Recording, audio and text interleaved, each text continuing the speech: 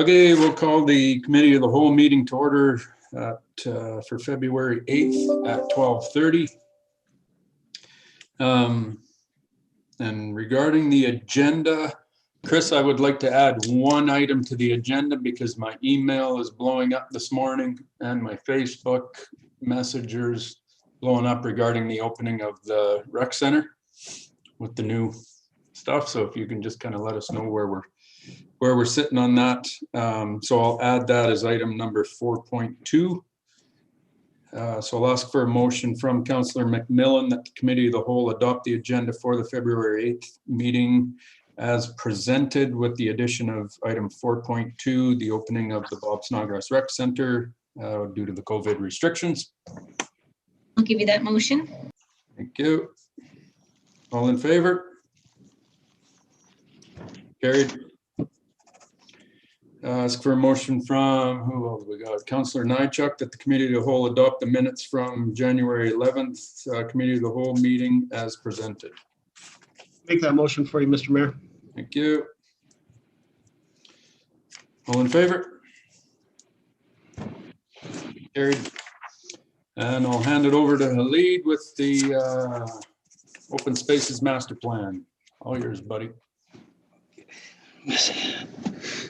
Thank you, Mr. Mayor. Good afternoon, Council.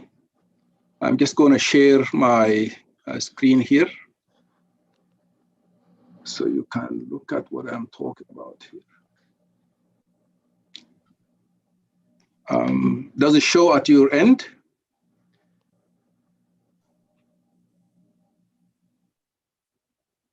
Looks good. Okay, that's good. So the purpose of this report is to provide Council with high-level update regarding the completed process and the draft master plan. And we will take any suggestions or recommendations for specific changes and forward them to the consultant for completing the final review and adjustments of the master plan before we will bring it back to Council for consideration.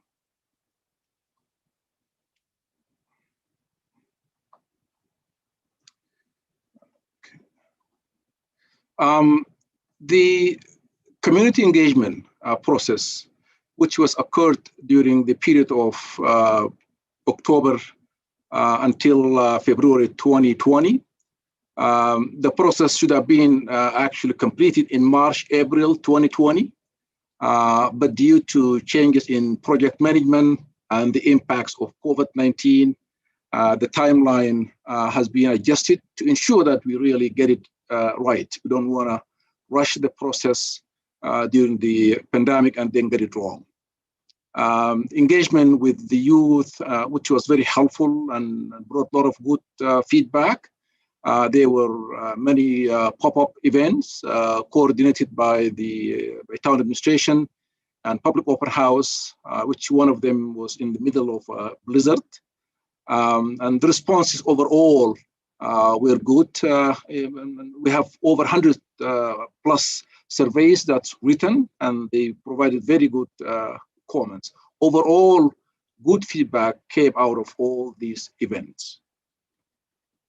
These are a list of the events that took place, and to some extent, they were very successful. The interactions were essential that helped the consultant to discover numerous community-inspired ideas. The ideas were grouped into transformative themes and then refined into an overall supporting vision. What we heard report that was captured and shared all the identified themes, and we've shared the report with Council at the Committee of the Whole meeting held in January 27, 2020. And Council at that point kind of supported the overall proposed themes and direction. The information gathered from the engagement process was distilled into key findings. These findings were used as foundation to articulate action points for consideration around future park and open space development, which includes protect and enhance ecologically significant natural areas and wildlife, provide winter programming and activities, provide safe access to the river, increase regional connections, maintain for generations to come, and so forth. The importance of both the Highwood corridor and the Happy Trails were combined in a single unified vision, which was focused on network with nature. This vision then guided the alignment of two themes that captured the community's aspirations for its green spaces, namely Park at the Heart theme and Walking Our Stories. The themes envision the transformation of High River's green space at the scales of neighborhood, the municipality, and the region as well. Then you could see a lot of recommendations attached to the report, which were influenced by natural area and the wildlife management planning and relevant town documents. Also, the recommendations included some relevant recommendations from the downtown ARP.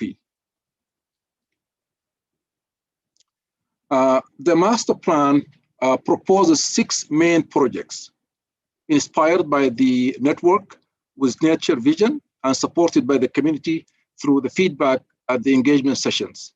These projects are explored based on the following criteria. Does the project strategically and tactically tell a place-based story about community building in the network with nature? Does it connect to the heart of the community? Does it create threshold impact for transformational change? Does it embrace better connections for neighborhood across the community? And does it extend connections outside town boundaries? So these were the main criteria that we use to explore 6 key projects, and I'll highlight them quickly here. These are the 6 projects. Established network with nature portfolio, Forest School of the Highwood, Rail Trail, interpretive loops, which were 5, River Link Park, and Parkway Storyline. The first one is the established network with nature portfolio.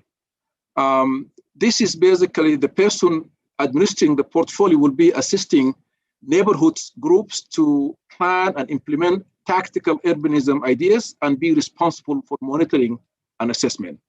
And it's really basically it's a new portfolio that needs to be established. We have it, but it's not being finalized and formalized.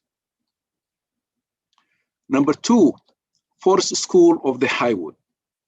The Forest School idea incorporates learning about how nature reclaims the river valley once human development is removed. In addition to nature play, science curriculum, and citizen science initiatives. The idea would be located within the Highwood River Corridor in areas that are compatible with nature environmental park categories. One option for implementing this project is to work in conjunction with a school or a daycare that will take ownership and responsibility for implementing the Forest School idea with support from the town. Another alternative that the consultant has proposed is for the town to offer a Forest School as a day camp program during the summer months. Number 3, Rail Trail. This will be a north-south central spine that travels, as you could see here on the map, travels through the downtown core of the town with reach to neighboring communities north and south. Creating a trail on the former rail lands will promote connections within the large region, as well as creating a spine for the interpretive loops to join. Incorporating the former rail lands into the Happy Trail network increases pedestrian and non-motorized mobility connections within the downtown core. So it's really kind of linking and knitting together our community through the gateways. Number 4, there is the proposed 5 interpretive loops. And these 5 interpretive loops are proposed extending through the different neighborhoods and connecting at the vital downtown core. And where possible, the loops should follow the existing Happy Trails network. And there should be interpretive signage that should be made out of standard durable material, and all should look similar, so that the visitors could recognize the signs as part of a larger network proposal. The loops also would be, each of them will tell a story and allow users to walk the stories throughout the proposed loops. Number 5, Riverlink Park. And this is proposed to be a gateway and gathering space. It will also extend to both banks of the river in the vicinity of the Center Street Bridge. It celebrates arrival to downtown and also encourages connection with George Lane Park. It will also set the stage for the future pedestrian bridge to the west of the current pedestrian or the vehicle bridge. Number 6, Parkway Storyline. The intent of this one is to create entrances to the community through the construction of a sequence thresholds at important points, as illustrated on the map, if you could see on the southeast and on the north end of the town. It would be, the thresholds would be large enough for appreciation at vehicular speeds. And it would include also pedestrian oriented placemaking components such as trees and benches and interpretive signage and wayfinding signage and some public arts as well. The placemaking at these thresholds will create a people scale environment that is comfortable to use, while at the same time all alerting the vehicle drivers to their arrival in the town. So they wouldn't be able to go through as fast as they can because there is some placemaking that really provide them with the sense of place and sense of community, and that this is a different place that we're arriving at, which will force them to change the speed of their driving. The master plan also has been supplemented by 3 other plans, including the ecological management plan, wildlife management plan, and the Spitzy floodway management plan. And I'm going to quickly just highlight a few lines from each of these plans. The first one is the ecological open space management plan. And this plan aims to strengthen the preservations and protecting the natural areas. It also considers the vital role of riparian habitats in creating an ecological open space network that increases the town's natural resilience to future flood events. It also outlines strategies for securing and managing critical habitats within our community. The main purpose is to document and describe the inventory of natural areas that currently exist within our community. And it also assigns an ecological open space class to each natural area based on the general sensitivity and conditions of each area. And here you could see this map illustrates the natural areas ownership, which indicate that not all natural areas within our community are owned by the town as we speak. The plan also provides some tools that would help the town in whether it's acquisition or maintaining what we have today. There are 2 tools. The first tool is the Public Lands Act. And under that act, basically all permanent and natural occurring water bodies are crown land. But under OLSA, there are some tools, including conservation easements, conservation directive, conservation offsets, and so forth. We have in place, as we speak, some of these tools. Others are not implemented as we speak in our system. So that means we have to look at them through the process here. The second plan is the wildlife management plan. And the plan intends to serve the following points. One of them is to educate and provide guidance on policy and regulations that aim to protect wildlife and their habitats. It also provides objectives and guidelines for managing wildlife and their habitats that are attainable, relevant, and effective. It also provides management recommendations for focal species that have been identified as being of local interest to ensure the maintenance of healthy population within our community. The guiding legislations, whether it is federal and provincial, are listed in the plan. But these federal and provincial guidelines or regulations do not really provide the needed tools for the town when it comes to controlling and directing and maintaining what we own within our community. That's why there are some additional tools that are available for the town to consider in maintaining these features.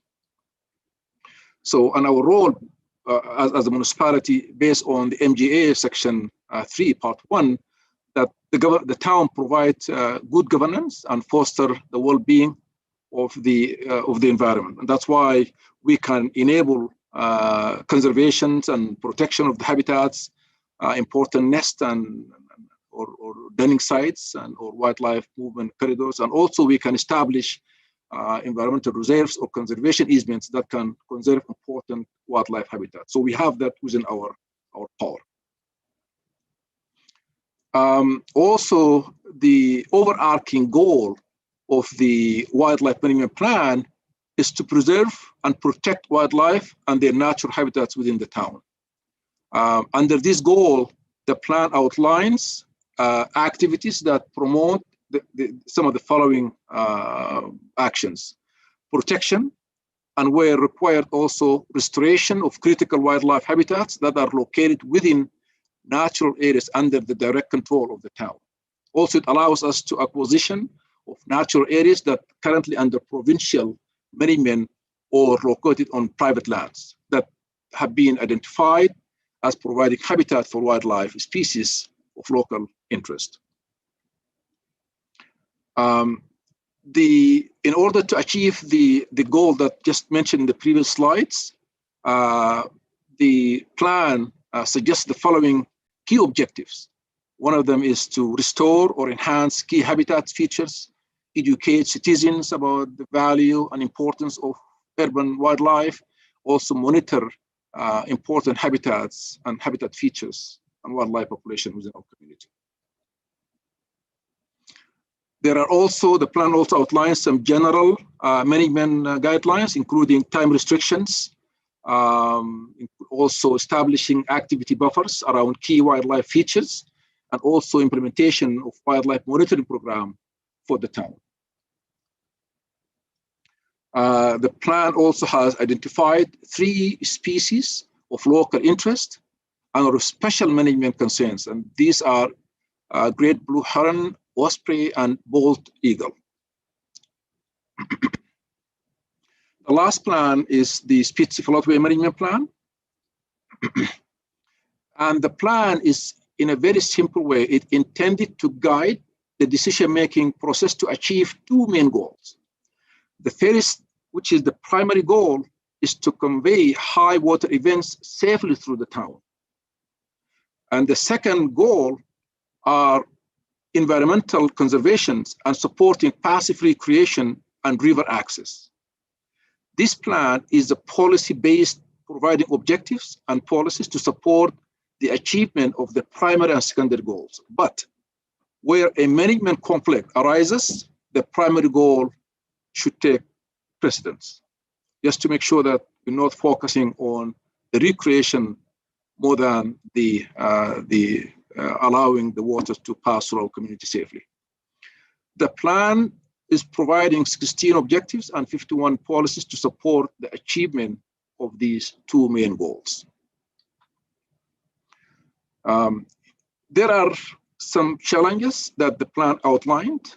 This is the overall master plan, not the Spitzy floodway management plan. It outlines some of the challenges that need to be considered. Some of them is the need for additional off-leash dog parks, and this is all through the feedback the consultant received through the engagement process. Trail gaps, urban forestry, environmental awareness, infrastructure gaps, managing off-leash dogs, achieve active transportation concerns, community gardens, and etc. They're all listed in the plan, and discussions also around these challenges are included in the plan as well. I think that concludes my presentation, Mr. Mayor. Hopefully it wasn't too long, and I'm more than happy to receive any comments or suggestions or questions from members of council. Thank you. Well done, Khalid. It was a lot better than reading all 346 pages, so.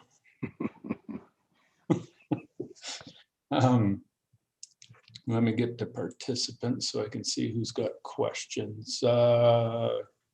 Kathy. Thanks, Craig, and thanks, Khalid, very much for that. A few questions and some comments. First of all, what is the intent of this document for residents? I think I have the answer, but I want to hear what you have to say, Khalid. How do you see the residents using it, and how? Thank you, Councilor Cooey.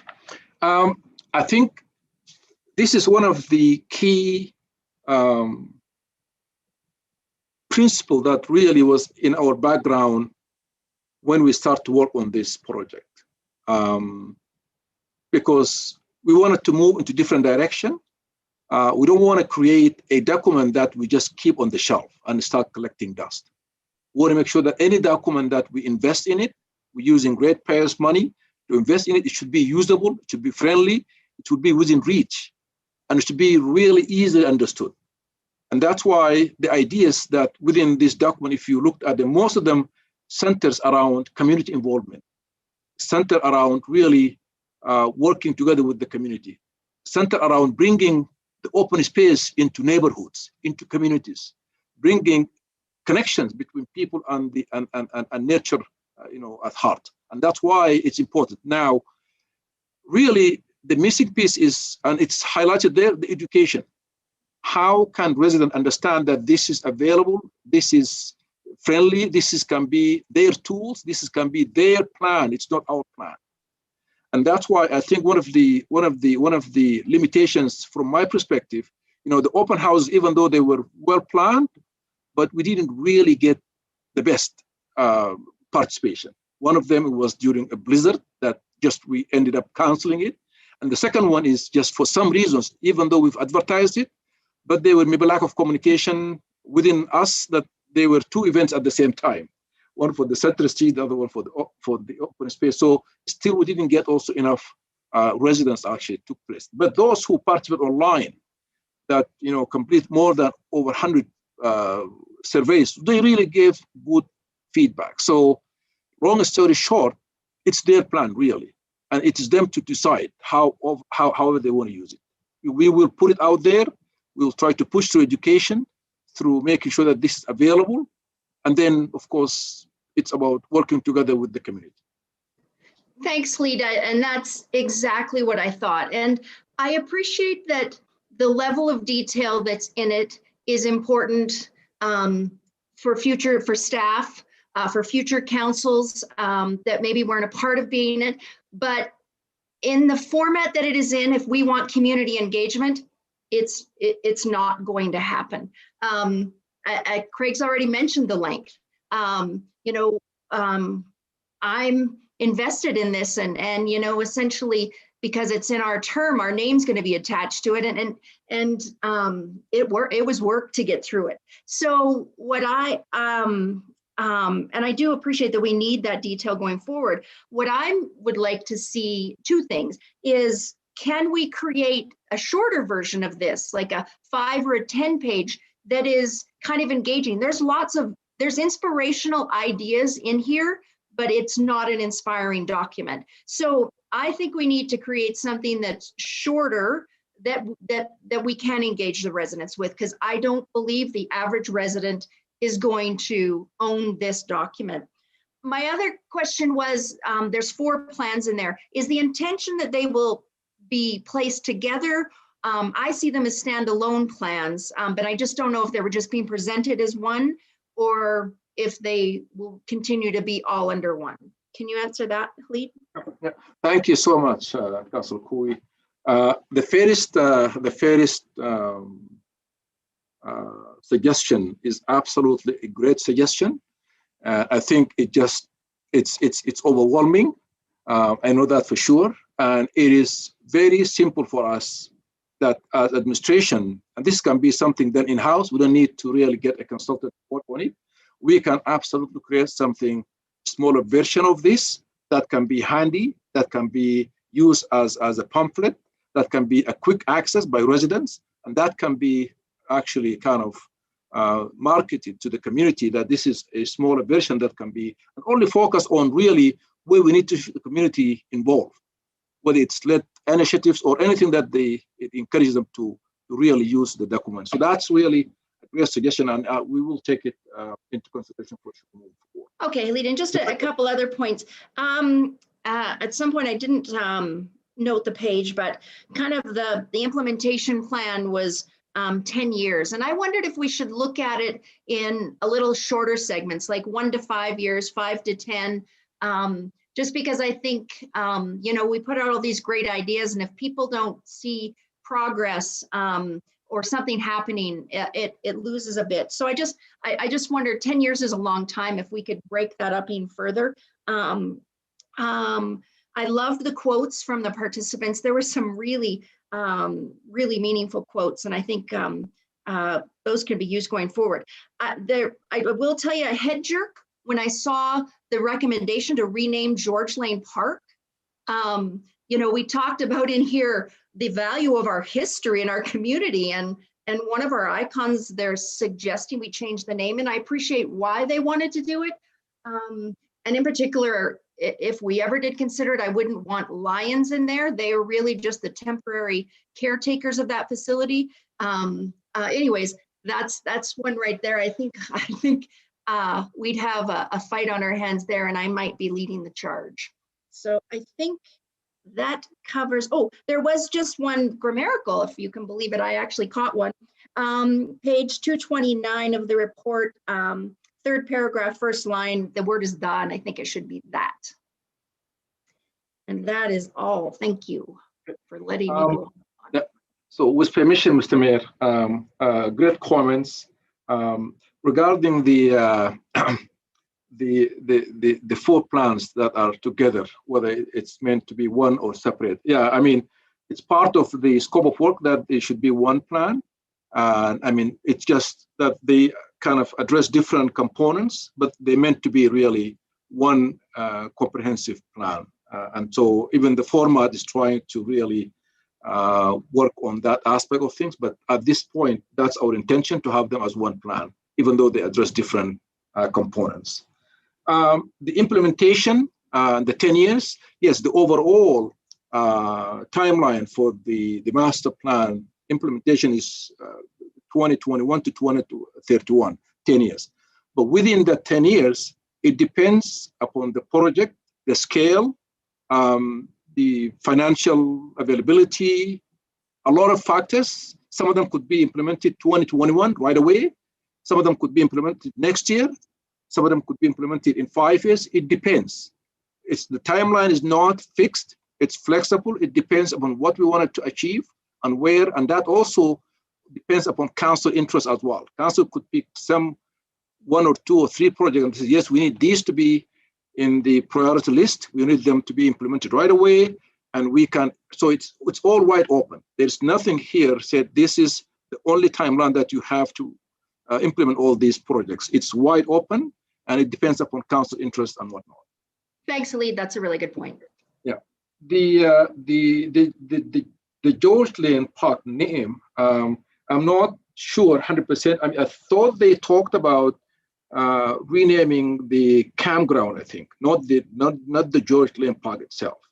But that could be maybe not written the right way. But again, I was also kind of taken by surprise, but that's what they said they've heard through the community to make sure that the campground is kind of given something that really align with the river and whatnot. So that's really where they come from. Thanks. Thank you. Councillor Masterman.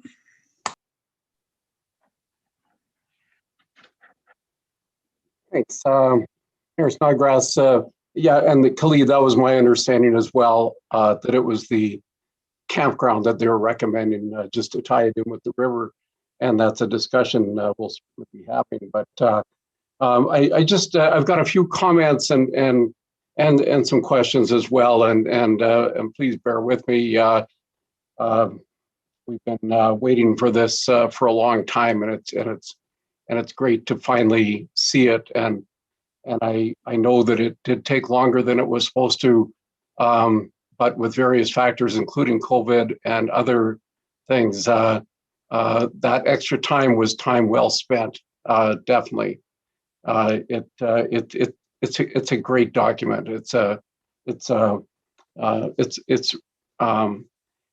I think really addresses everything that kind of makes High River special.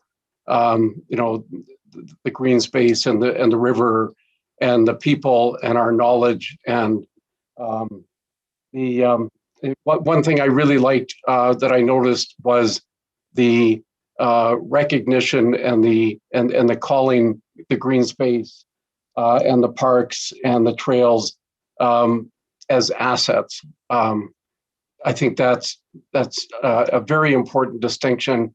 They're not just nice things; they're assets, and just like every other buildings that we have, and our people are assets. And I just think it's really, really important that this report clearly stated that these things are assets. That you know, obviously, you know, council and I'm concerned about this as well. But you know, one of your first thoughts, or one of my first thoughts, was, you know, this is just so great, but what's it going to cost? And I appreciate that isn't really set out yet. But I also really like the fact that it was clearly recommended that this is not all on the town. This is not all on council having to approve, you know, some huge amount so that we can do all this and then make taxes higher. That this is an area that is just ripe for you know, private-public partnerships, and so I really like that spelled it out very clearly. I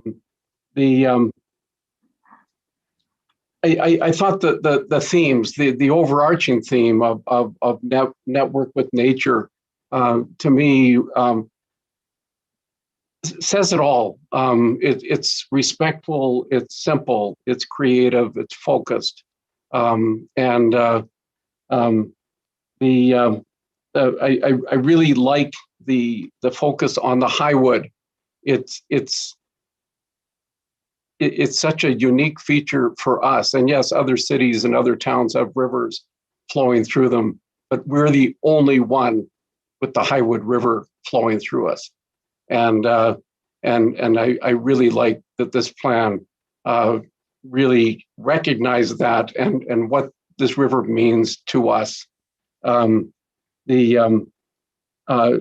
know, physically and metaphorically and everything else, that it's just such an important thing. And I won't bore you with my own story, but it's certainly the reason one of the two major reasons we first moved to High River on a job transfer, and 8 years later when the job moved back into Calgary, why we stayed. And of course, people were another one, but the river, I'll be honest, and I'm not anti-people, but I'm really pro-river. So I also really liked the language around reciprocal responsibility. And the whole idea that natural surroundings, it's a shared space, and we need to respect that, and that it's also the responsibility of governments at all levels to take care of these things, and certainly municipal, provincial, federal, and it. That's all I'm going to say about that. I really liked in the plan the focus on bringing nature into people's lives. Nature is already part of many people's lives already, but there was a phrase in there, drawing distant wilderness closer to home, that really resonated with me, because we all can't go out west or out to Frank Lake or out to various places and celebrate the outdoors. We can't all do that, and we live right here. So why wouldn't we celebrate it? Why wouldn't we learn about it? I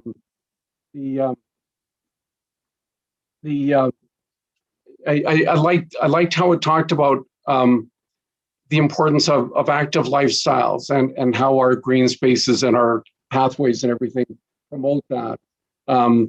Nature-based outdoor living, or outdoor learning, I should say, and natural areas management.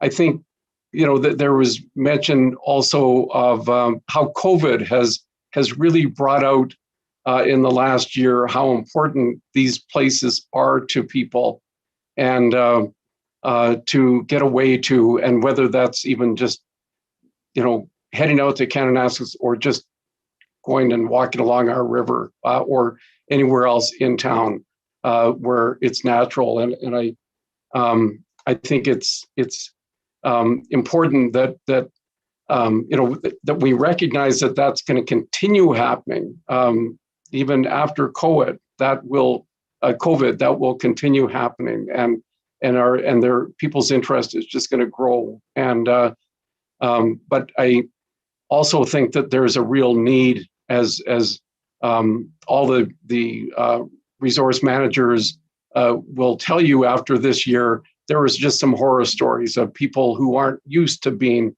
in K Country, aren't used to being in our national parks, aren't used to being at Frank Lake and places like that. And some of the behaviors that we're seeing just really increases the need to not just celebrate these places and manage these places, but to teach people about these places so that they can be respectful and responsible. I am leading to the end. I like the fact that 95. This survey showed that 95, and I knew this before, but I like how it's really stated. 95% of High River residents believe that public parks and open spaces continue or contribute to prosperity, growth, and economic development. That's huge. That and really goes back to this. They're an asset to be protected and encouraged and properly managed.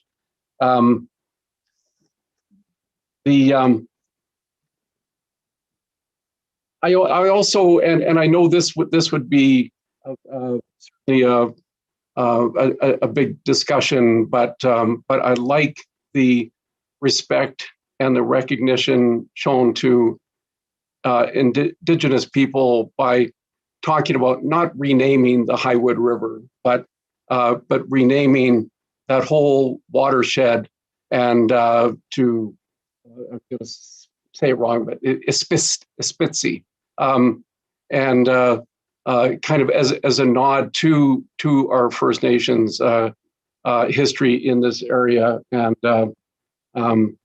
so again, we'll talk about that. The challenge, I think, for this council and future councils is going to be, hopefully what this plan will be approved, but I think that the challenge for this and future councils is going to be making it happen. And I totally agree with Councillor Cooey that 10 years to be thinking 10 years is far too long. And yes, it's not going to happen overnight, but I would just hate for nothing to happen for 8 years and then suddenly there's a panic. We've only got 2 years left. Let's get a bunch of stuff done. And then suddenly there's a lot of money being spent. And things are being done quickly rather than deliberately and with respecting this plan. I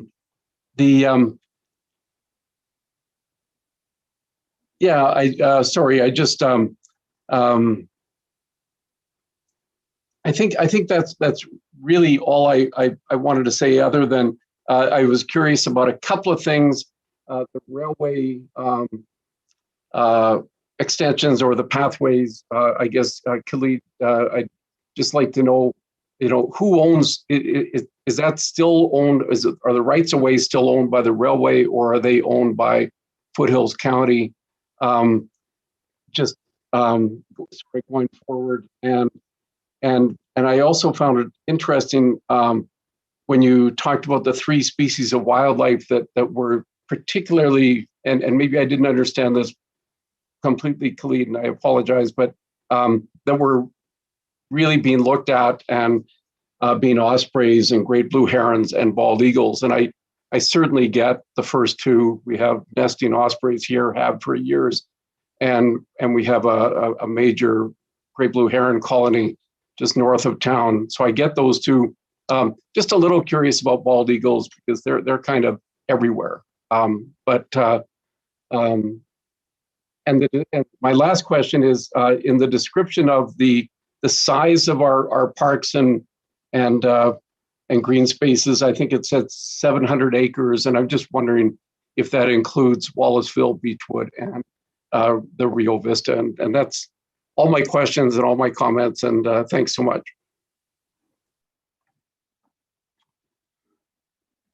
Thank you, Councillor Masterman. The rail right of way within our community is definitely owned by the town. I think that's outside the town. I'm not 100% really sure who owns what. I believe that it might be still owned by CP and whatnot, but I'm not 100% sure. But we can get some information about that and get back to you on that piece for sure. The bald eagle, that's really based on the engagement process. That's based on what the consultant received from some participants, that they gave them that information, and that it's one of the species that need to be considered, need to be highlighted, need to be captured within the document, and that's why they went with it. It wasn't based on really administration or even the consultant themselves. It was just based on the information they received from the participants at the different engagement events.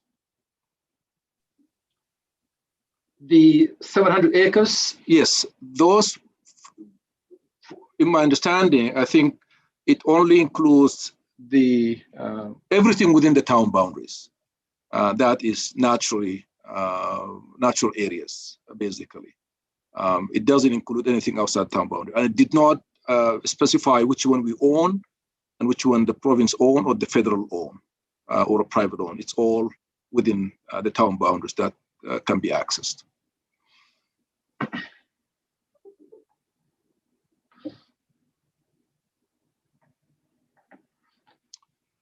I think that's all I had, Khalid, and I just wanted to say thanks to you and your entire team and the consultants for putting together what I consider just a great document and a very a document of vision for High River as well. Thank you. Councillor McMillan. Thank you, Mayor Snodgrass, and thank you very much, Khalid, for your presentation. Just kind of echoing some of the comments about the length of the document being 356 pages. I would have kind of liked to have had this session kind of like in a workshop format, still that it could be viewed, but that to hear from all the staff who participate in this, because I did go through the whole 356. And I agree with Councillor Masterman. Like, I personally found it quite captivating with all the depths of the studies. I just think it would have been really nice to kind of have more time to digest instead of it being connected to a council. because in total we have 755 pages between this and the council meeting. So I think considering how much effort was put towards this, I would have liked to have seen a bit more of a bit of a digestible process with this, so we could really hash things through. So my overall perspective on it is I was really quite delighted. I was very surprised how thorough it was. I really appreciate even the graphic artist with the illustrations and the sketches. I like how there's an overlying theme of natural asset stewardship, and that it's putting the ownership on us as the people, not all about it being that the town needs to do this. My thoughts about the 10-year plan, how I see why it's useful to have this as a 10-year plan, is to guide town staff and administration, but not meaning that, oh, you wait till 8 years. What I liked in the timeline was there were so many things that were available that we could do economically for 2021 even. I think because there was so much effort put into the plan and cost and time resources, that I think it would be a shame to have it as a 5-year plan. I think we can break it into increments to make it a workable living document. There are just a couple comments about, I liked the ecological open space management plan, as well as having those other plans linked to it. I agree with Councillor Cooey that if we had a nice, just easy visual for citizens to be able to digest this, and there's lots of possibilities, because with the forest school and things like that, you could even just have like some town flashcards up on the town site, have a different theme each week, something easily postable on the website to get some engagement.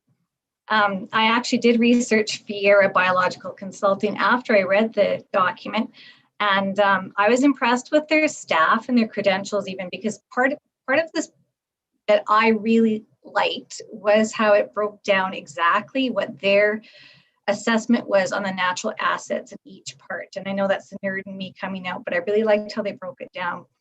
So when I explored their website, I was pleased to see that they even have an office dog called Mr. Murphy, who's a conservation ambassador. So I had to throw that in because I thought that was really super sweet. As far as just a couple comments, I noticed in one section that there's a recommendation for the town to get involved with Propellus, and we already are. We are already, that was an High River project that developed a volunteer base. So that has already been created. Sorry about this. Oh, and on page 26, it says Alberta has the strictest form of government protection in its wilderness areas. And my question there is, do we still? Just throwing it out there. And I guess here's my other kind of comment.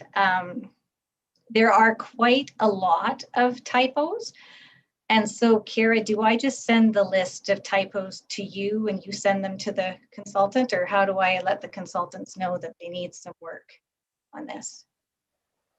I would suggest that they're actually sent to Khalid, because he's the one managing the project. Okay, thank you. So I will send you that, Khalid. And I guess one thing that I wanted a little bit of feedback, I wasn't sure if I was being too nitpicky, but on page 11, the last paragraph, I find it personally bothersome that each sentence starts out, our hope, our hope, our hope, our hope. To me, that's rather passive for such an engaging document. So I might just put that, Khalid, in one of my comments to you as well. But I just kind of wanted, am I just being too nitpicky? But it just sounds so, like, I think if I was a consultant and I wrote this, I wouldn't be on about my hope. It would be like, this master plan will launch further dialogue. Like, I just think we need more active verbiage there. And then my only kind of thing that I want to know, if once again, if I'm being too nitpicky, but on page 22, and Councillor Masterman alluded to it, but Well, what page? in, pardon me? What page?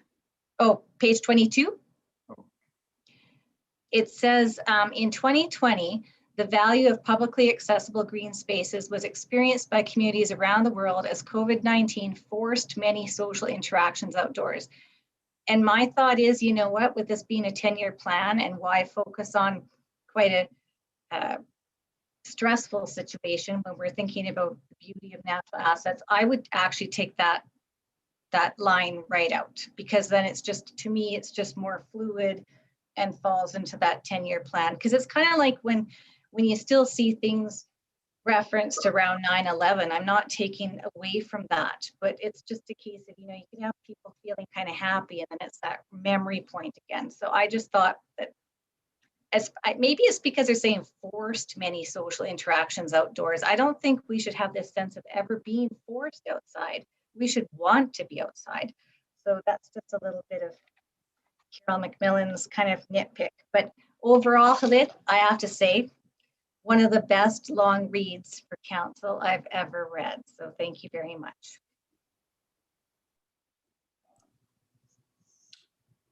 Thank you. Thank you. Yeah.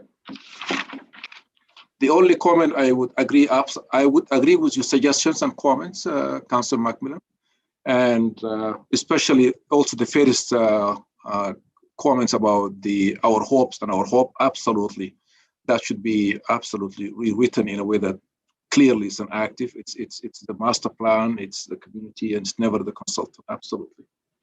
And the suggestions as well to remove that sentence, that also makes sense for us. Thank you. Thank you. Jamie? Thank you, Mayor. I thought Michael was ahead of me, though. Are you good, Michael? I'm just going Okay. down the list of what it says on my participants list. Okay, no worries, no worries, no worries. Okay, so I'll be honest, the length of the report and the size of the report, I didn't go through it verbatim like Councillor McMillan did. I have a full-time job, got lots of stuff going on. And I think that something this significant to the town of High River and this big a plan needs a little more time and in-depth drill down and really have a look at it. I mean, that one room we had there is full of reports like this. I think they ended up in Craig's office and I don't know where they went to from there. It is well done. I did have some concerns about existing uses, like for example, it looks to me, and we'd have to get into detail, but the Bloom Port, I'll use that for example. It looks like they're going to designate that as some sort of a reserve area or something, so that would take away that use, I'm guessing. So I'd be concerned with that.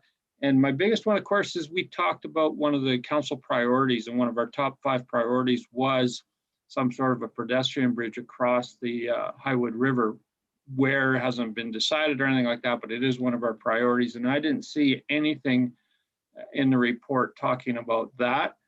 And I think that that is key to the pedestrian traffic between north and south. Right now, the existing bridge just doesn't do it for us. So I'm not sure if they weren't aware of that bridge or didn't know about the plans or the thinking on behind that, but I'd like some of their comments on that.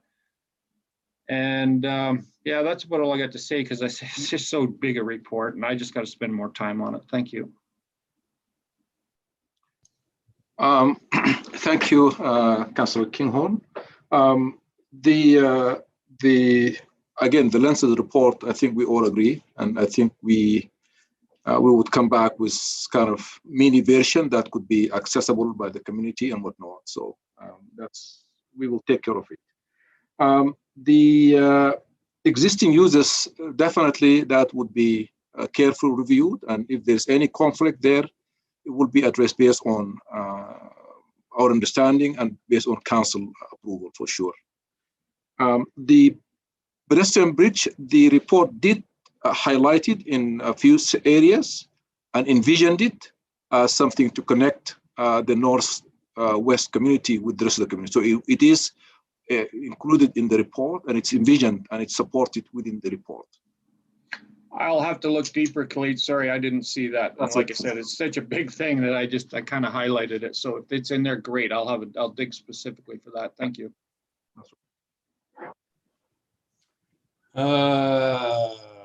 Michael.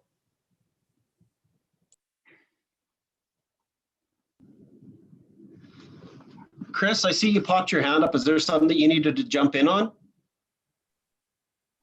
Yeah, just for clarity purpose for everybody around the table. This meeting is here to introduce the report. It's not to adopt it. It's to get it into your hands so that you can have that first kick at the can. If there is more time needed, the time is available to you. So if you need another week, 10 days to go through it and give us back the grammatical issues, the language, or if there's something missing, you have the time to do that still. This is not at the end of this meeting that we're over and done with. This is to get it into your hands, introduce it.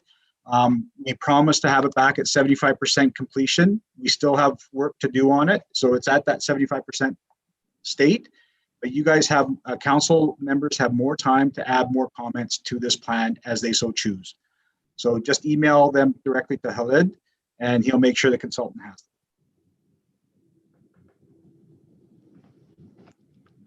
Thanks, Chris. Lots of talk and lots of points. I'm not sure where I want to start. Going back to Kathy's initial point about a concise, inspiring, short version of this for the general public would be greatly appreciated. This is a massive document, and although, as other councillors have mentioned, it's well presented. It's got great ideas. It focuses on the the green space, everything we love about our community. We can't say enough about that, and it carries that on. So not to talk on those points, but to bring up the biggest one for me is the financial implications of this, and not to burst the bubble, but this 10 years and everything that's in that laundry list of items looks very expensive as a whole sum. I think, and correct me if I'm wrong, Chris, but as kind of a benchmark and a really round number, if we spend $100,000 that's unfunded out of our budget, it's about a 1% increase to taxation, as a loose number. 1% is about just under 200,000. Just under 200,000. Okay. So let's look at something like just taking Happy Trails and making it thoroughly connected through our community. I think that's a pretty massive number unto itself.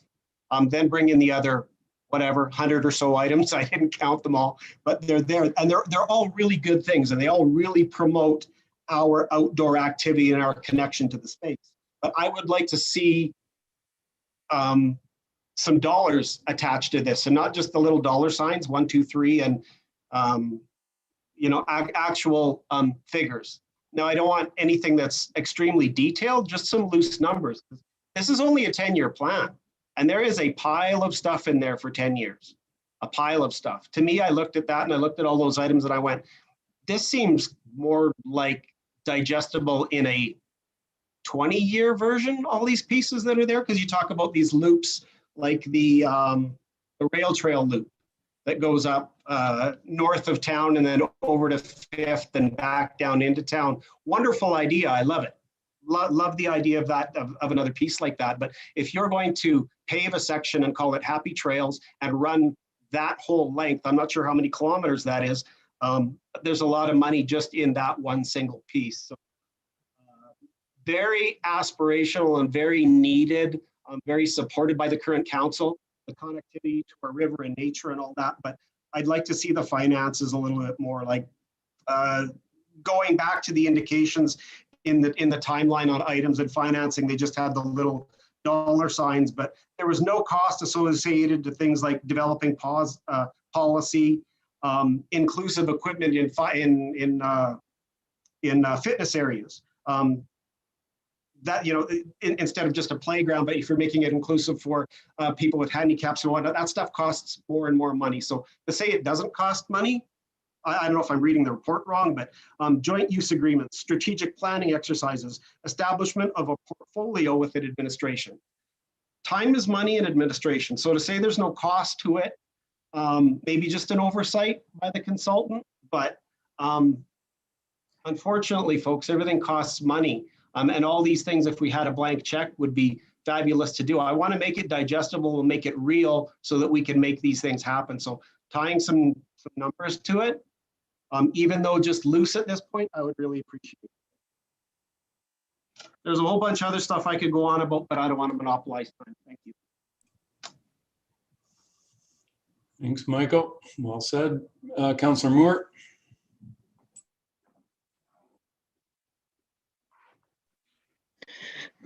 Thank you, Khalid, for your presentation. I basically agree with all of the comments so far, and I think that generally it looks like a very good plan. It's the one big question that I had in mind as I went over this is that when the last plan was developed, the open space plan of around 2003, it was a document that had been for 4 years in the public and done by a bunch of volunteers in the community. And the question, when I first ran for council in 2007, one of the big election forum questions was, how would you implement this plan? And it became a frustration for all of the people that were volunteered in that project over the years because their recommendations weren't followed through.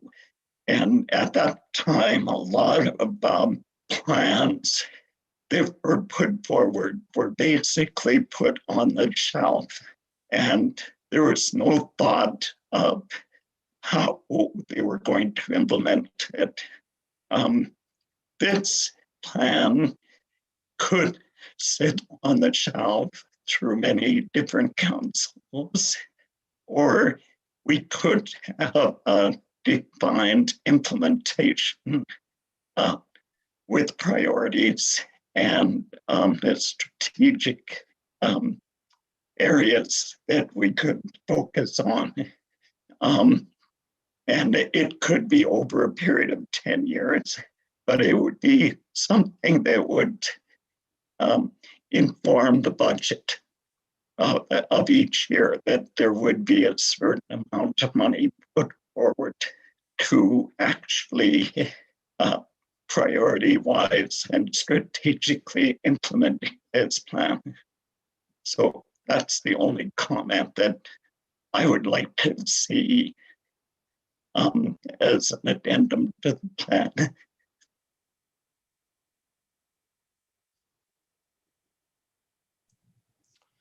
Back to Bruce.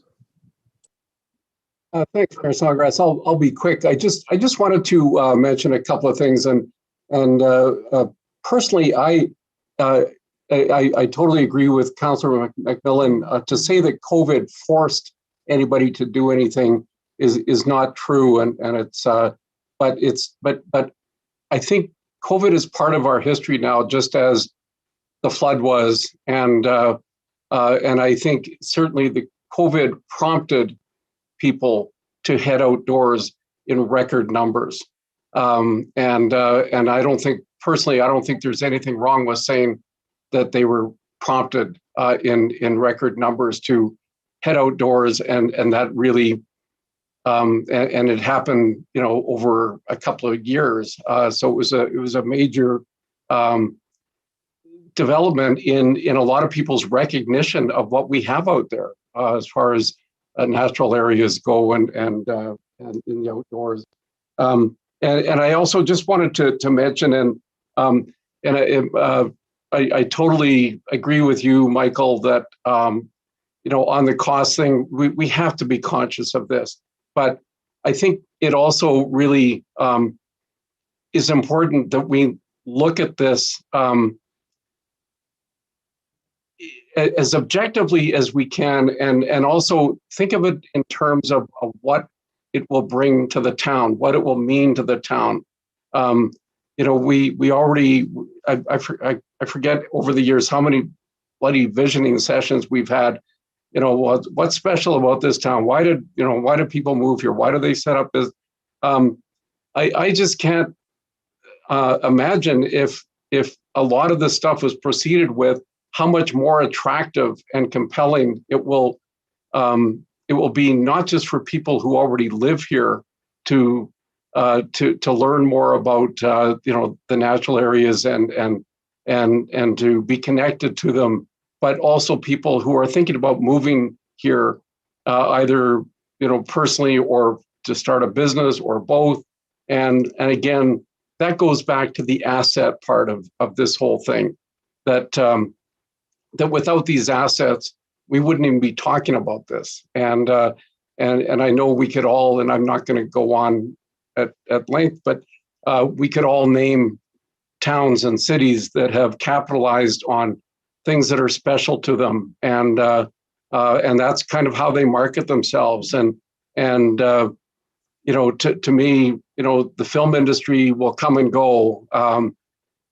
The High River is a Western town, is still there and will always be there. But I think one big thing that everybody connect with, no matter if they're urban or rural, or no matter what their occupation or where they're from, whether they're born in Canada or came to Canada, and they will all benefit from the types of things in this plan. So I just sort of want to urge people to try to look at this with an open mind and not strictly on the cost of it, and which we have to be very conscious of. Of course we do. And the last thing I just wanted to quickly mention was Councillor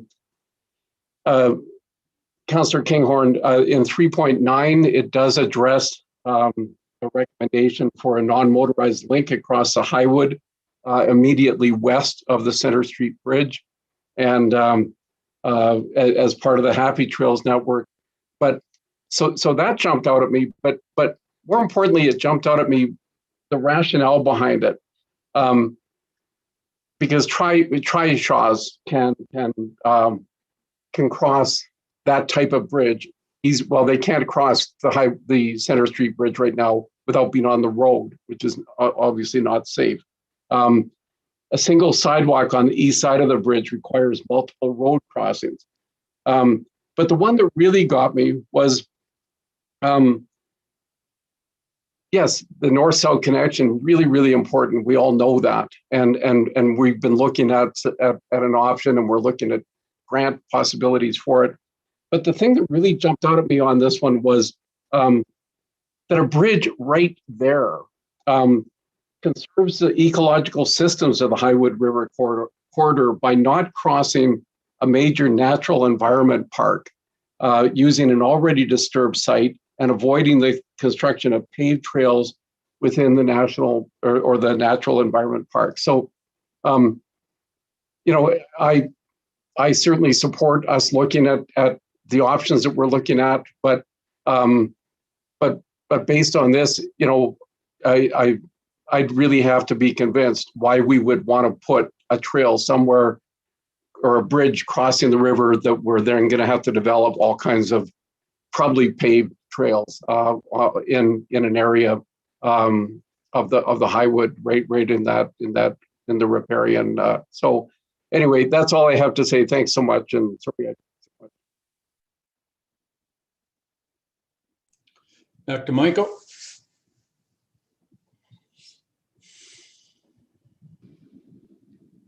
So just to clarify back to Councillor Masterman, when I talk about finances, I'm not talking about not going ahead with anything. I think Don put it really well. Sorry, Councillor Moore, that we need a defined implementation of priorities and then budgeting it on an annual basis. Otherwise, this document just becomes a document of words that's going to sit on a shelf. If you don't tie finances to it, it never gets anywhere. Yes, you can talk about the things that we can do for virtually no cost and the private-public partnerships, but if we don't put it in and implement it and make it a strategy and move it forward and look at the dollars, it's just not going to happen. So So the finances wasn't to be a Scrooge and say, geez, the plan's no good because it's going to cost us money. That wasn't it at all. It's money well spent, but it needs to be planned in the right way with actionable pieces that are financially digestible for the community. And maybe, maybe I misunderstood you, Councillor Masterman, that you thought that that's the position I was coming from. I definitely didn't mean to come across that way, that I was throwing the plan out because it cost money. Not at all. I, like you, moved to this community because of the river. I came here sight unseen. I saw a couple pictures on the internet and went, damn, it's beautiful. Why wouldn't I want to live there? That's my backstory on it. And to Councillor McMillan's point on the COVID piece, between Councillor McMillan and Councillor Masterman, I'm leaning towards not including it. I mean, our history in this community we've been tied to the river. From the First Nations people on through everybody that settled here and moved and lives here now. I think it showed in the survey 90-some% about a connection to the river. We're all here because it's beautiful. So to say that COVID pushed us outside, we were already outside. We were in the forest, we were on the pathways, we were enjoying outside, and that's one of the reasons people come here. So I'm challenged with including that COVID piece in there. Thank you.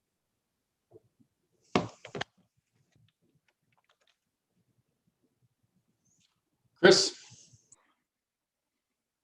Thanks, Mayor Snodgrass. Just a couple things I picked up on from listening to your guys' conversation. First off, Councillor Nychuk, a ballpark number on an implementation cost on building pathways, 2.5 meters in width, asphalt from scratch is about $75 a lineal meter. So that's a 2017 number based upon a construction report. So, that we could be able to flesh out the cost and tie some financial pieces to it. The other piece to this is the unknowns about the GOA properties. What we will be able to do with the GOA properties, if anything, if we acquire them, what they cost for us to acquire them. Will there be restrictions on them to have an outdoor classroom on them or not?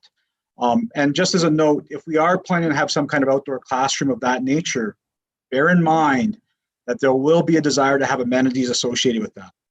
So that may be washing facilities, that's going to be garbage cans, that's going to be benches. So from that passive recreation perspective, what's not in this plan is talking about some of those amenities and those additional amenities that will be required along our Happy Trail system, including washrooms. And as our population gets older, not that we're an old community, we're a much younger one than most, but as the population ages, my experience is seniors require washrooms on a more frequent basis, and on usually a 10 to 15 minute walkability kind of rate from that perspective. So we can easily just never forget that. When we move this plan forward, I would recommend not paying much attention to the 10-year aspect of things. Treat this as a living document. But every year that we review it as part of our budget process, and that it brings forward the recommendations that are prioritized from that perspective.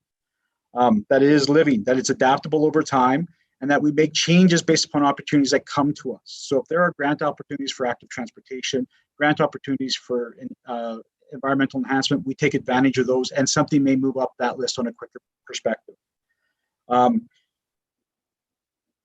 While they're all condensed into one plan, we can easily separate out those 4 other plans to make them appendixes so that they're easier to deal with, so that council does not necessarily, when they amend one, have to amend all of them from that perspective. And I think the key piece here over 2021 is developing that action plan, sitting down through those 77 recommendations, prioritizing which ones are the low-hanging fruit. And before we get into partnerships, building success that we do and show the example that we can achieve things. And putting some money into the 2022 budget to actually achieve some of those low-hanging fruit, simple projects that have a big impact to the community. That may be a little bit of the rail trail to 498. It may not be paved in the first phase, but take a look at it as incremental steps as well. We don't always have to pave things right away. It can be done over a period of time. But those types of little successes will build momentum within the community And we'll see those partnerships come to the forefront to say, hey, we want to be part of that. Or there may be private donors that will donate some money to it. Or there may be Alberta Transportation come to the table and say, yes, that rail link is a very good alternate transportation mode that we want to tie Okotoks and High River together. Those types of things. There is a ton of federal money coming out for active transportation, probably in the 2021 or 2022 budget. And that's going to be a pretty forceful kind of project for small towns to gain access to that. So those are types of the opportunities. And always remember, we may have to pay for some, in this plan right now, ballpark estimate, if you want to take a look at over a 10-year period, this is probably a $3 to $4 million strategy, not including staff time and not including property acquisition that's maybe required.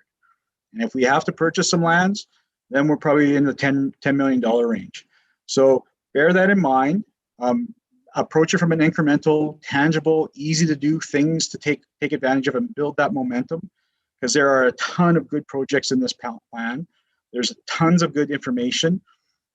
It is overwhelming. 353 pages is overwhelming to read, and we need to make all their plans readable and easily accessible by the public so that they can understand the gist of it without having to go through 353 pages.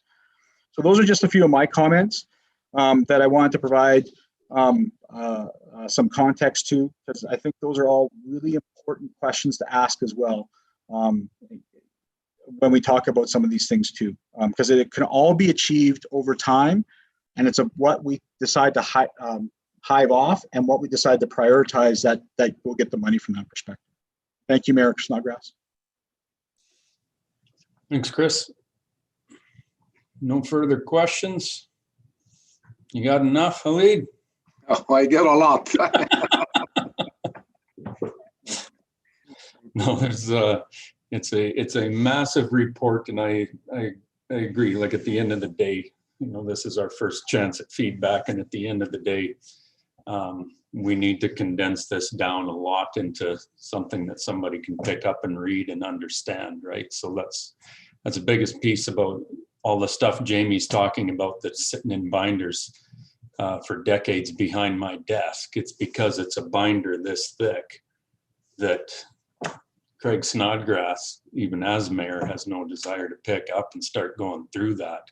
It's just so deep and complicated, and there's nothing you can really, like Michael says, there's nothing that's attached to it that you can really grab onto and go. So it's great. We got all the feedback from the community. It's all in that one document if somebody wants to read it. But as far as an action document, bring it in, put a budget to some of this stuff, and it makes it easier for future councils to grab onto and chew on. So well done, buddy.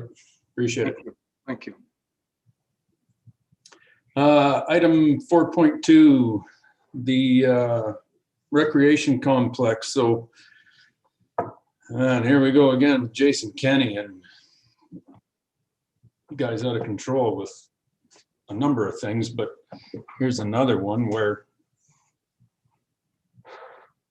the opening of these, I guess, hockey rinks and stuff. Now I'm still confused with what's open and what isn't, but I'm getting lots of emails and stuff as to asking about the opening of the rec center, et cetera, stage 2. So Chris, maybe you can just enlighten us, because between our texts on the weekend, your head was ready to explode too with these Friday announcements, and then things changed Saturday morning announcements. And I don't know, I guess guys like you are supposed to be up by 7 o'clock on a Saturday morning to have all the knowledge about this stuff, but we're not the only community. Nanton just took their ice out last Monday. Saturday, they're told they can have it back. Like, it's just, I don't know. Well, and Mayor and Council, it's even more complex than that too, because we don't know exactly how minor hockey figures into this. Minor Hockey Alberta made the announcement last week that they're canceling all programming for the remainder of the year. Typically, working with hockey associations in the past, that means that insurance is kind of null and void from that perspective. So that's something we have to get clarification on. Our ice has been out for some time, and ice is not going back into the curling rink or into the small arena until September because of the slab replacement project.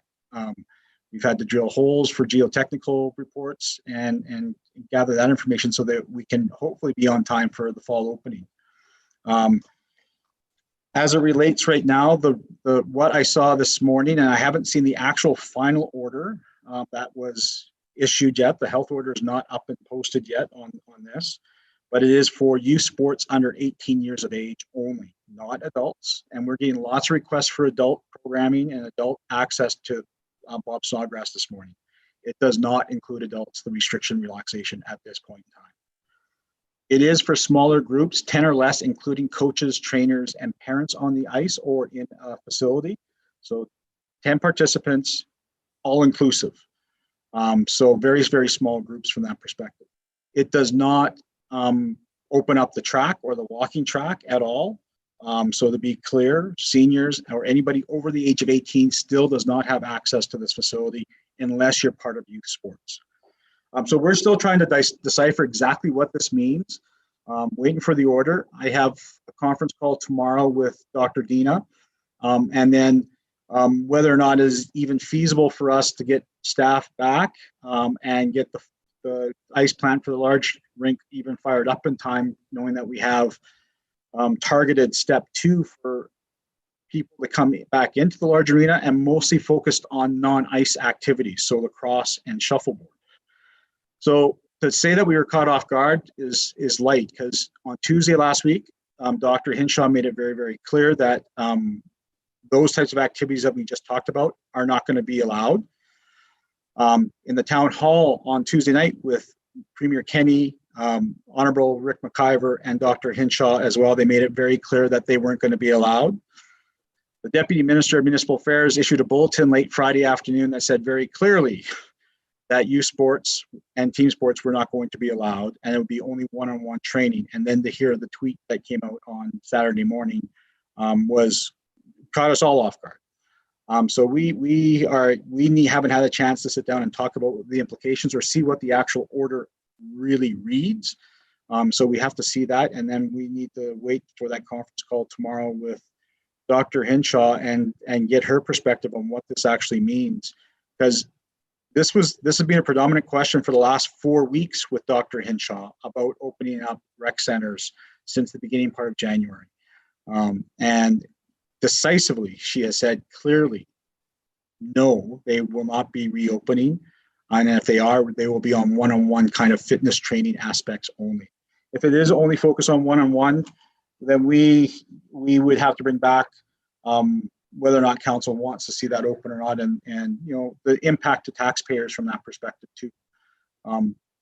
Managing the mental health and wellness of individuals within the community at the same time, because that's an important aspect and an intangible that's immeasurable in dealing with that. So we need to see the order, and because my knowledge with the orders is that they are always read differently. We've made decisions based upon what we've been told or what's been tweeted out, and when we see the order come in, it's been different. So being burned once, I'm not going to be burned a second time. And so we're going to be very cautious from that perspective and wait for the order to actually come out. Appreciate that, Chris. Now, what would your response be if I said, or council said, let's just say me right now, I won't speak for all of council, but if I said, can we get, you know, outside of Hockey Alberta and all this stuff, you know, that's their thing, not ours, but can we get the large ice open for kids to come on, and, you know, groups of 10, it's not league play, it's not, you know, it's just group of 10 can rent the ice and away we go. I'm not worried about the taxpayers and stuff. These kids have been through a lot over the winter and everything else.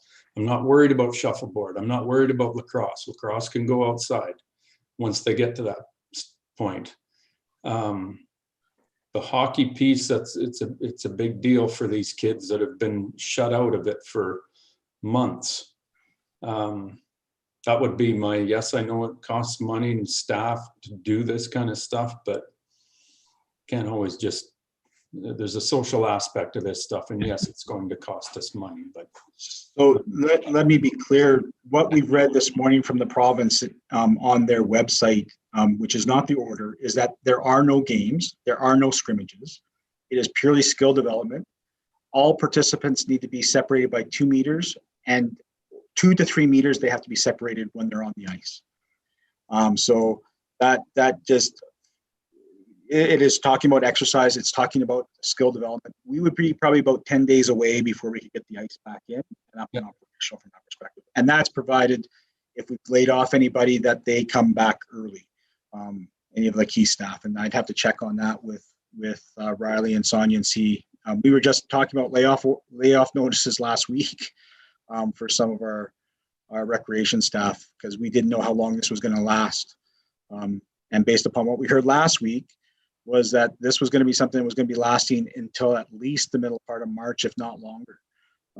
And so we made, not just us, every community in Alberta made decisions based upon the information that we got from the province on Tuesday and Thursday last week. So when we start the ball rolling, it's hard for us to reel it back in. so one of the big reasons why I'm asking why if it's a big issue or not, because my son and I have been spending a lot of time over at the rink in George Lane Park. And sometimes with quite a few kids on that little piece of ice, right? So, you know, I'm all about safety and everything else, but I'm also about reality. So, and question a lot of the things that we're doing as to where the consistency is and how it makes sense, right? So you got that rink open over there and the one in McLaughlin Meadows, and there's nobody policing 2 meter distances or anything like that. And I'm sorry, but it doesn't exist. So that's kind of where I'm, you know, it's minus 25, minus 32 this morning, and we can't use those rinks now. So, you know how everybody knows how serious I am about COVID, but man, there's some things that we can do safely in my mind. And I agree, yeah, like having beer league hockey guys in dressing rooms and everything else, like, no, we're not doing that. We've seen there's been wrecks across Canada with that stuff, but I don't know. I'm just opening it up for council discussion. So Bruce. Thanks, Mayor Snodgrass. So, yeah, just, I mean, really quickly, you know, about opening up the big rink for groups of 10 at a time to go. And I know nobody's policing the McLaughlin or the George Lane rinks. I know that, but this is one of our facilities. Like, we would have to police it. And I guess I just wondered, you know, who's going to do that? Or, you know, do we have people to do that all day? And who's going to say, okay, your half hour is up, you know, you guys have to leave now, and because the next 10 is coming on. To me, it just sounds like a logistical nightmare. But more importantly, and Mayor Snodgrass, maybe you're tired of sending letters to the Premier, but I suspect you're not. And I got another one coming today too. Well, good. I'm going to suggest that we send a letter to Kenny telling him how he's driving municipalities absolutely, and their residents absolutely crazy with his flip-flopping around on his COVID policies and his disagreements with, obvious disagreements with Dr. Hinshaw. And, you know, I don't know that he knows what, you know, impact he's having on people like Chris and all the staff and our residents, or maybe he doesn't even care. But anyway, I just think I, for one, would support that kind of letter.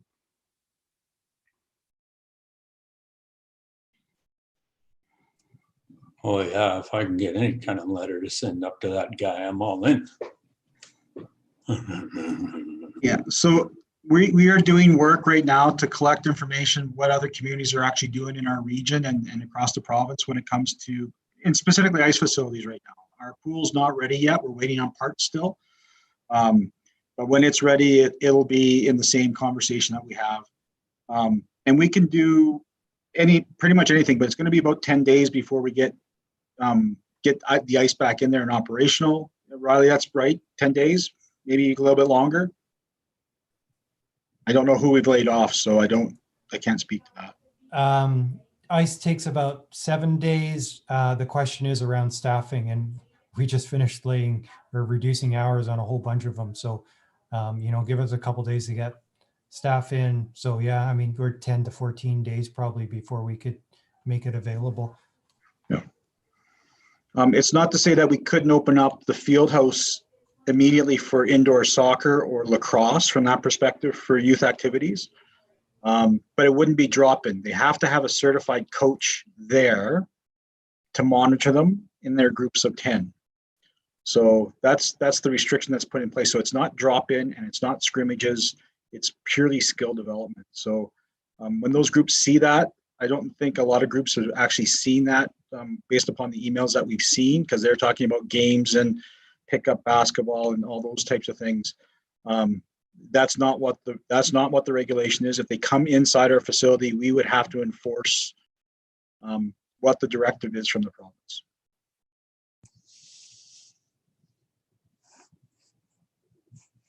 Remember, McLaughlin and George Lane Park are both our facilities too, but indoor is a little bit different with the rules for sure. Jamie. Thank you, Mayor Snodgrass. Yeah, I guess we have to be really, really clear on exactly what the rules are and why the rules are in place and what our plan is that we're following the province. I saw a comment there that we're going to be closed till September on one of the emails that I got, and that's clearly not the case. So I think the messaging going out to the public, although it's good, needs to be brought up one more level to make sure that the public understands exactly what our position is. My question was, and thanks for beating up on my lacrosse players, Craig.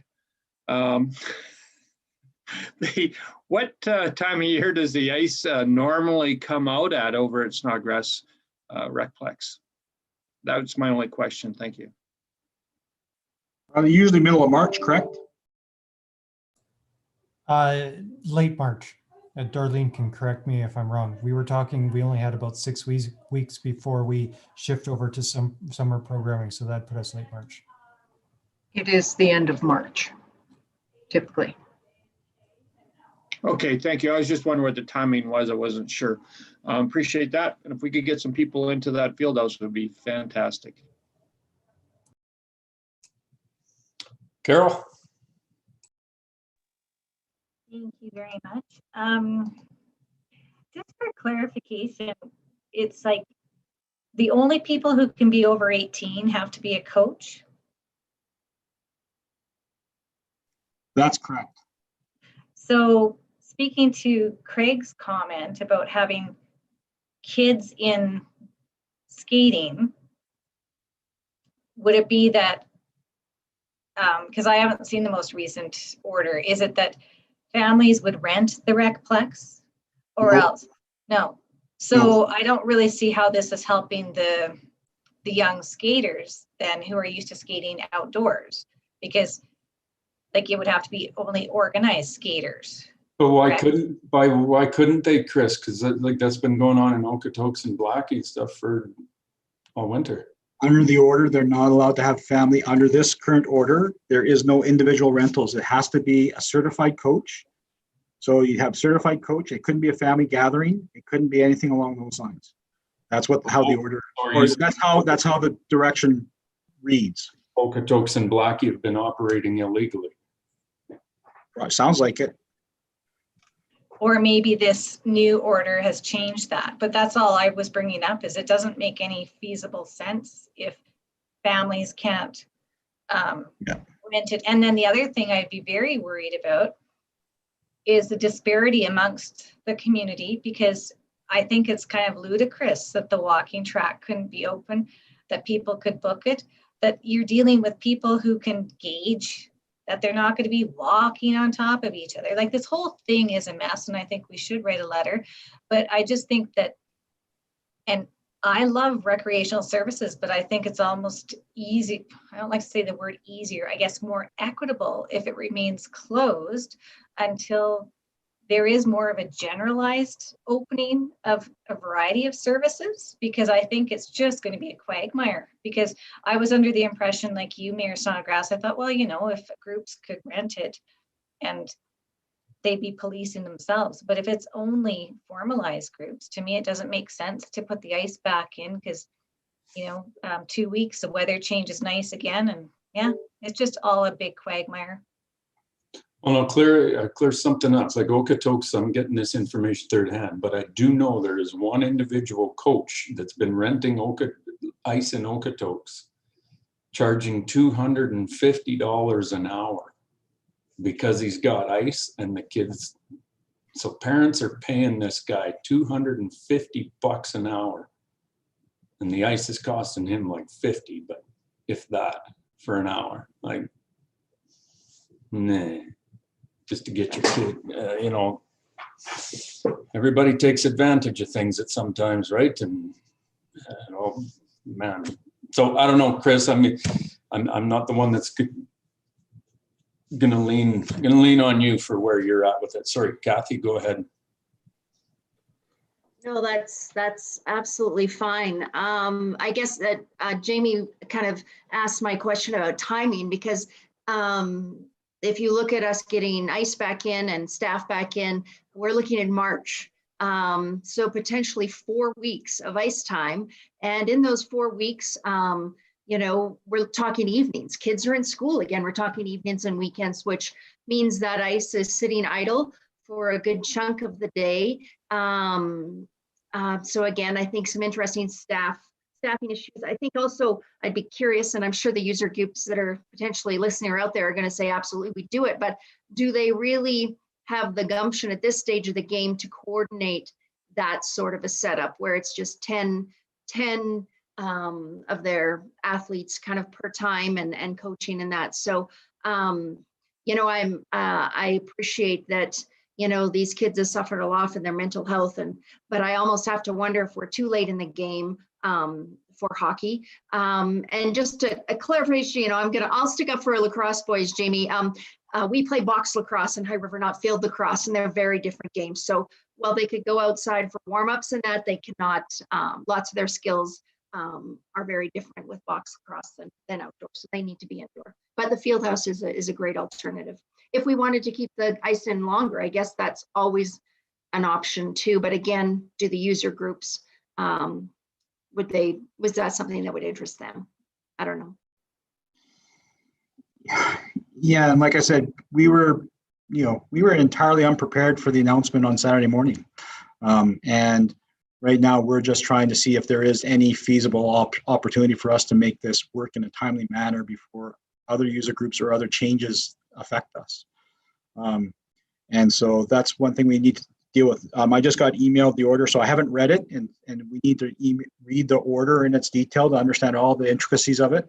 Like I say, I've been burned once before by what was said on a phone call, and then when the order came out, it was entirely different. So I want to be very careful and cautious from that perspective. But this changing of policy direction for the reopening of the province is going to be problematic. It is contradictory to what was laid out last week in detail from that perspective by the province. And we seem to be changing things just based upon the squeaky wheel, so to speak, I guess, almost. And that's a problem when we come to making policy decisions in that framework. As to Councillor McMillan's perspective, I have to agree. I think it would be most equitable if it was when other things were starting to open back up, because the walking track, we get lots of requests for the walking track. And the walking track, when we think about it in this kind of temperature for our seniors, is a safe place for them to go, and not having them in there, and they'll listen to the regulations, they'll listen to the requirements, and not allowing them under this order and opening up for other groups. I think is sending the wrong message from that perspective too. So let us take a look at the order. Let us see if there's a plan in place that we can bring forward, and see whether or not there is something that's going to be from that something that can be relatively quick, that does not cause us issues or longer delays than what we already have. Sounds good, buddy. I don't know. If I was Dr. Henshaw, I don't know if I'd still be there right now. She's got to be pulling her hair out, saying one thing, and then Premier gets a wrong tweet and makes a completely different decision. It's Trumpy. Anyways, hey, Bruce.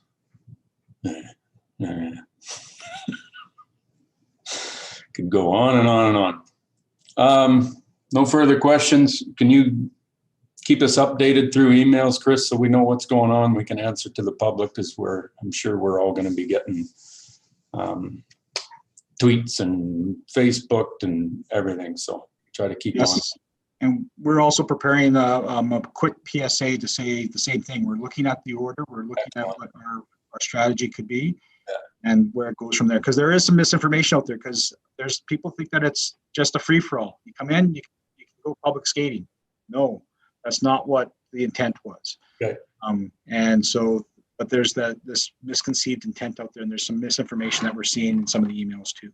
Okay, and in the PSA, can you make sure there's a link back to the actual order on the website, so that people can go do their own education as well and make their own decisions? Sorry, Jamie. Thank you, Mayor Snodgrass. So I guess that item's closed. I just want to publicly thank you for all the work that you did on the coal file. To see the announcement this morning was surprising, and made me feel kind of proud to know that our mayor was one of the driving forces behind that change at a provincial level. Thank you, Mayor Snodgrass.